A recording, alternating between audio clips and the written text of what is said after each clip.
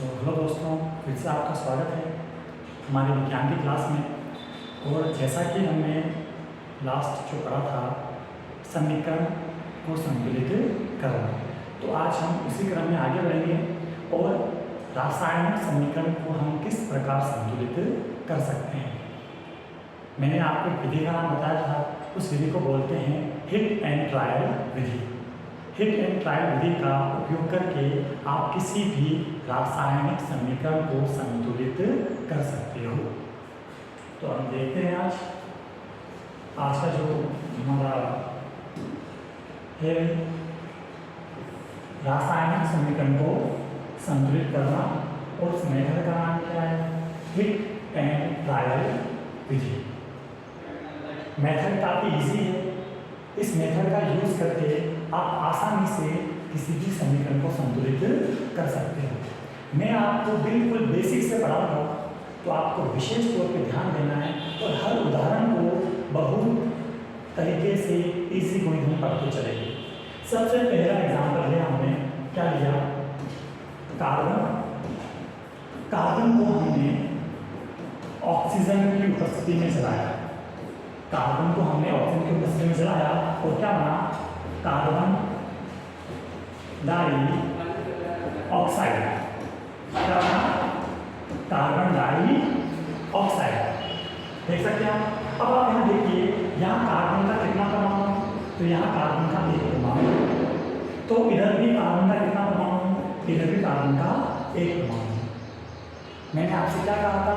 हमें परमाणुओं की संख्या को संतुलित करना है, तो हम वही काम करेंगे। यहाँ कार्बन का एक परमाणु, यहाँ भी कार्बन का एक परमाणु।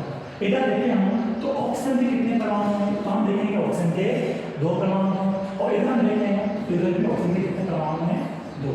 तो आप देख सकते हो कि ये जो रासायनिक समीकरण है ये संतुलित है। अभिकारक में जितनी परमाणु संख्या है वही उत्पाद में परमाणु संख्या है। मैंने एक आसान उदाहरण लेकर आपको समझाने की कोशिश की है। अब हम थोड़ा सा आगे बढ़ेंगे। देखिए आप दूसरा एग्जाम्पल देखिए, यह है मैग्नीशियम। क्या है? मैग्नीशियम।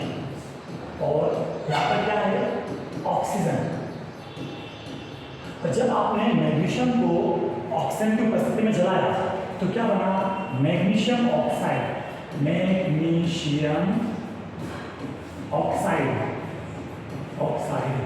अब यहाँ देखते हैं, यहाँ मैग्नीशियम का परमाणु कितना है? तो आप बोलोगे सर 1 है। तो इधर देखें, इधर मैग्नीशियम का परमाणु कितना है? इधर भी 1 है। यहाँ ऑक्सीजन के परमाणु कितने हैं? सर 2। और यहाँ ऑक्सीजन का परमाणु कितना है? सर 1। तो हमें इसको संतुलित करना है, हमें इस ऑक्सीजन को संतुलित करना है। अब यहाँ 2 मुझे यहाँ भी कितने चाहिए? 2 चाहिए। तो मैं क्या करूँगा? इस साइड में जो ऑक्सीजन है उसे किससे मल्टीप्लाई करूँगा? 2 से। तो जब आप 2 से मल्टीप्लाई कर रहे हो, अब देखो ऑक्सीजन आपका ये रहा, इसके आगे 2 में लगाना है। यहाँ एक बॉक्स बना रहा, इस बॉक्स में आपको क्या लिखना है? 2। जैसे ही आप इस बॉक्स में 2 लिखते हैं तो ये जो 2 है, ये 2 किसके पास आ गया? ऑक्सीजन के पास। ये 2 किसके पास आ गया? मैग्नीशियम के पास। ये तरीका है, इसी तरीके से आपको सोल्व करना है। अब आप यहाँ बोल सकते हो कि भाई मैग्नीशियम के पास, सॉरी ऑक्सीजन के पास कितने परमाणु हैं? 2। अब आप पूछोगे सर ये जो आपने 2 से मल्टीप्लाई किया तो इस मैग्नीशियम के पास 2 परमाणु होंगे। हाँ सही बात है। तो सर यहाँ तो भी 1 परमाणु आ रहा है। तो आपको क्या करना है? ये जो मैग्नीशियम है ना, इसके आगे आपको वापस क्या लगाना पड़ेगा? 2। तो आप देख सकते हो कि यहाँ मैग्नीशियम के परमाणु कितने हो गए? यहाँ मैग्नीशियम के परमाणु हो गए, इधर 2 हो गए, इधर भी कितने हो गए? सर इधर भी कितने हो गए? 2 हो गए। यहाँ ऑक्सीजन के परमाणु कितने हो गए? 2 हो गए, और यहाँ भी ऑक्सीजन के परमाणु कितने हो गए? 2। तो आप इस तरीके से समीकरण को आसानी से संतुलित कर सकते हो। आपको विशेष तौर पर ध्यान रखना है कि जब आप वो नंबर लगाते हो तो नंबर आपको यौगिक के आगे लगाना है। एक उदाहरण देखते हैं। यह है हाइड्रोजन,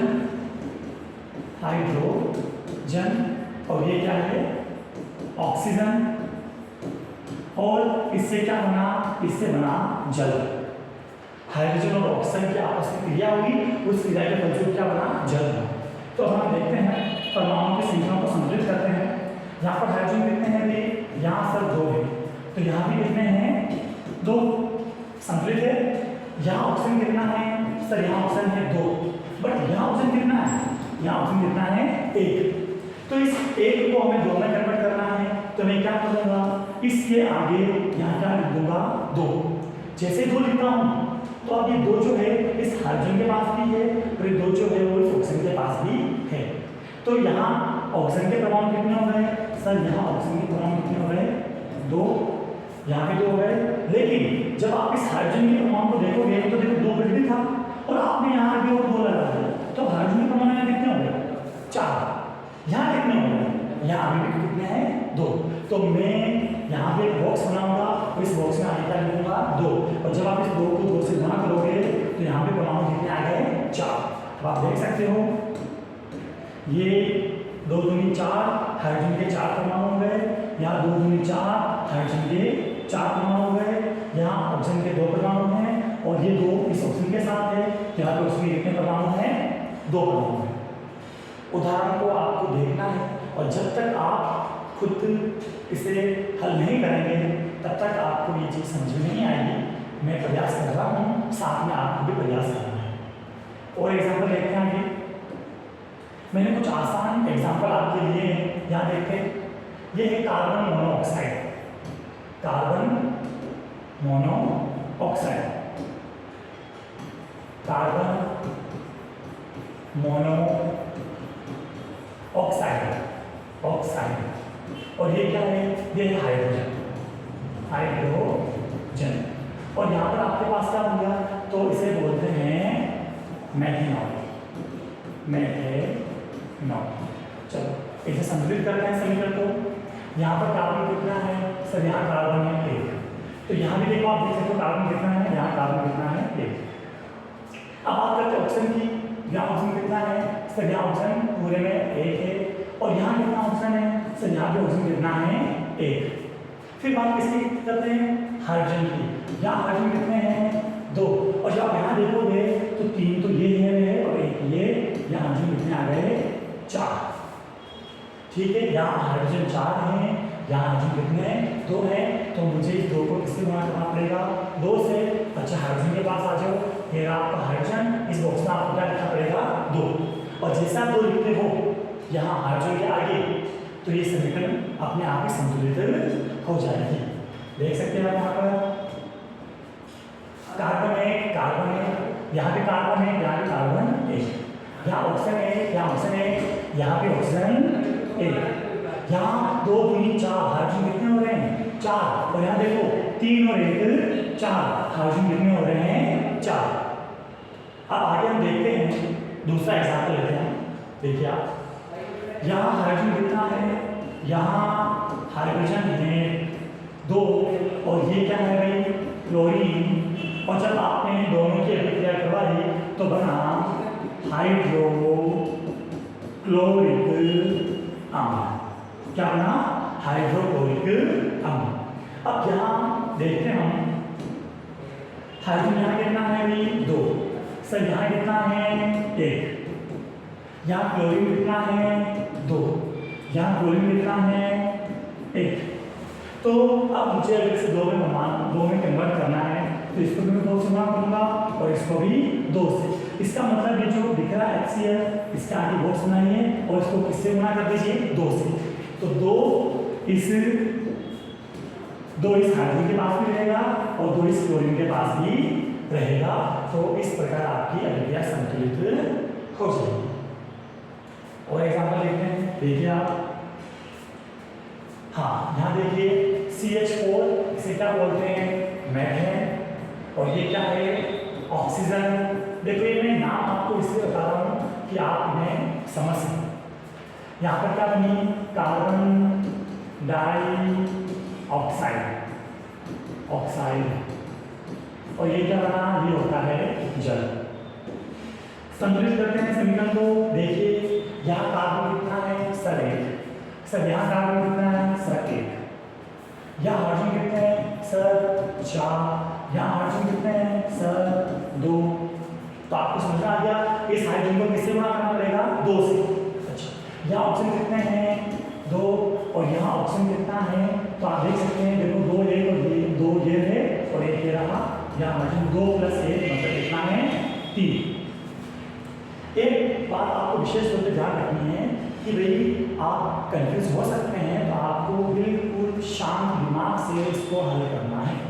सबसे पहले हम देखेंगे हाइड्रोजन को। देखो यहाँ हाइड्रोजन 4 है और यहाँ कितने 2, तो इसी गुणा कर रही 2 से, मतलब इसके आगे में क्या लगाऊंगा 2। जैसे मैं 2 लगाता हूँ तो यहाँ हाइड्रोजन कितना हो गया 4, मतलब 2 किसके साथ आ रहा है, ऑक्सीजन के साथ भी आ रहा है। अब यहाँ जो ऑक्सीजन 2 हो गए, अच्छा 2 पहले यहाँ ये ऑक्सीजन कितना हो गया 2, और अब ये आपके जो जहाँ परमाणु 3 हो गए थे कितने हो गए 4। बट यहाँ आप देखेंगे कि सर अब यहाँ तो बढ़ गया और यहाँ क्या हो गया कम हो गया, तो आप इसे वापस 2 से गुणा कर सकते हैं ऑक्सीजन को, इस ऑक्सीजन वाले पे वापस आप 2 लगा सकते हैं और 2 लगाने के बाद यहाँ पर वापस कितने हो जाएंगे 4। तो आप देख सकते हैं कार्बन 1 हो गया, हाइड्रोजन 4 हो गए, 2 से गुणा करने के बाद ऑक्सीजन 4 हो गया। बहुत शांत दिमाग से आपको इसको समझना है। 7वां एग्जाम्पल देखते हैं, इसे बोलते हैं कैल्शियम कार्बोनेट।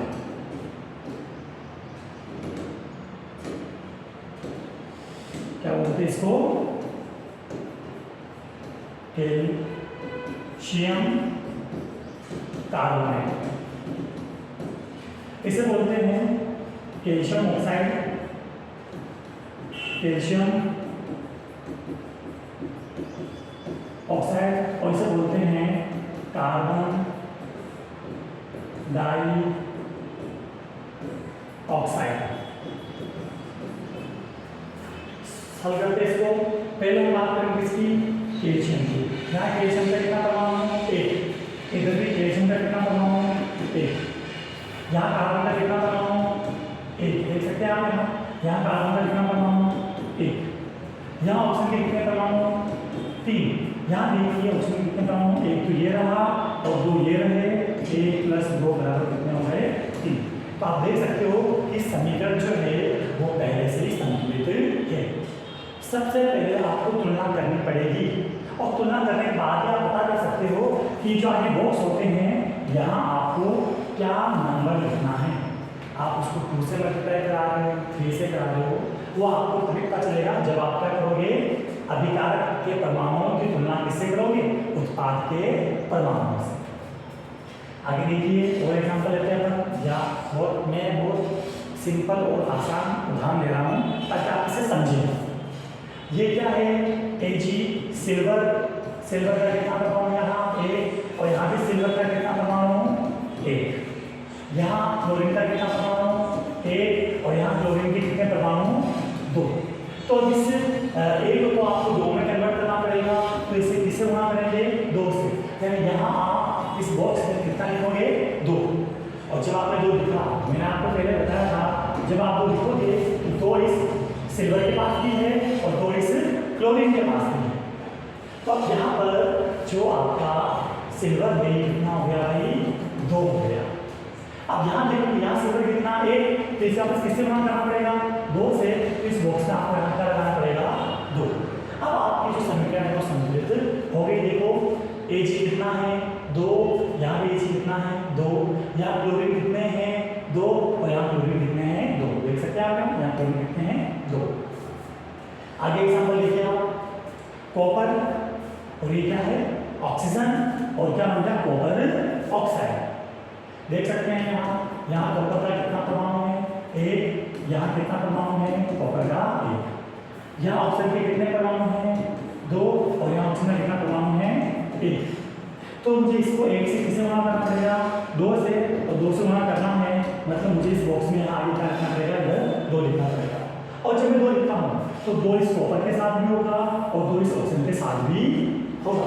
तो यहाँ ये कॉपर कितना हो गया, ये कॉपर यहाँ कितना हो गया 2, क्योंकि 2 से गुणा हुआ था।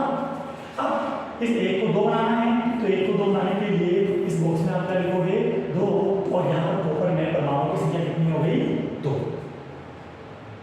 देखिए आप कॉपर 2 हो गए, हाँ सर कॉपर 2 हो गए, सर ऑक्सीजन 2, हाँ सर ऑक्सीजन कितने हो गए, ये 2 जो है ये ऑक्सीजन के साथ है तो ऑक्सीजन के कितने हो गए 2। और देखते हैं ये सोडियम, अब आपको पता चल गया होगा यहाँ सोडियम कितना 1, यहाँ सोडियम कितना 2, तो अब मैं आपको बता रहा हूँ इस बॉक्स में क्या लिखूंगा 2। अच्छा यहाँ ऑप्शन कितना 1, यहाँ ऑप्शन कितने 2, ठीक है। तो अब यहाँ हमारे साथ एक प्रॉब्लम हो गई है, हमें सबसे पहले ऑक्सीजन को संतुलित करना पड़ेगा। तो सबसे पहले मैं इस ऑक्सीजन को संतुलित करता हूँ। देखिए आप यहाँ ऑप्शन कितना है आपके पास 1, यहाँ कितने 2, तो मैंने क्या किया, मैंने इस ऑक्सीजन को मल्टीप्लाई कर दिया 4 से, किससे कर दिया 4 से, ठीक है। तो ये ऑक्सीजन यहाँ कितना आ गया 4। अब यहाँ पर मुझे 4 चाहिए ऑक्सीजन के परमाणु, तो इस 2 को मैं किससे गुणा करूँगा 2 से कर देता हूँ। तो यहाँ देख सकते हैं आप, अब यहाँ ऑक्सीजन के परमाणु कितने हो गए 4, और यहाँ भी परमाणु कितने हो गए ऑक्सीजन के 4। अब आप सोडियम को देखिए, यहाँ सोडियम के परमाणु कितने, देखो 2 तो पहले थे और कितने आ गए 4, तो कितना हो गए 8।